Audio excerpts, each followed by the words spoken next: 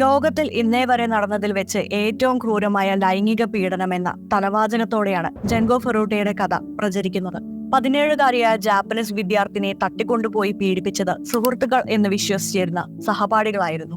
1988 November 22-നായിരുന്നു അവളെ 4 സഹപാഠികൾ ചേർന്ന് തട്ടിക്കൊണ്ടുപോയത്. 44 ദിവസത്തെ അതിക്രൂരമായ ബലാത്സംഗത്തെ തുടർന്ന് 1989 ജാനുവരി 4-ന് അവൾ കൊല്ലപ്പെടുകയായിരുന്നു. സഹപാഠികളായ ആൺകുട്ടികൾ കള്ളം പറഞ്ഞ് വിശ്വസിപ്പിച്ചാണ് ജെൻഗോയെ ഒരു വീട്ടിൽ എത്തിക്കുന്നത്. തുടർന്ന് ജെൻഗോ അവിടെ വീട്ടുതടങ്കലിലായി. പിന്നെ നടന്നത് ലോക ചരിത്രത്തിൽ ഇന്നോളം കേട്ടുകേൾവിയില്ലാത്ത കൊടും ക്രൂരതകളായിരുന്നു. സ്വന്തം വീട്ടിലേക്ക് വിളിച്ചതിന് ശേഷം താൻ ഒളിച്ചോടി ഇനി അന്വേഷിക്കേണ്ടതെന്നും ജെൻഗോയെ കൊണ്ട് പീഡകന്മാർ പറയിപ്പിച്ചു. കൊടും പട്ടിണിയും പോഷകക്കുറവും മൂലം പാറ്റയെയും പല്ലിയെയും വരെ ജെൻഗോയ്ക്ക് കഴിക്കേണ്ടി വന്നു. മുഖം കോൺക്രീറ്റ് തറയിൽ ഉരയ്ക്കപ്പെട്ടു. കൈകൾ തറയിൽ വെച്ച് ചവിട്ടി ഞെരിക്കപ്പെട്ടു. ഉത്തരത്തിൽ കെട്ടിത്തൂക്കി പഞ്ചിങ് ബാഗ് പോലെ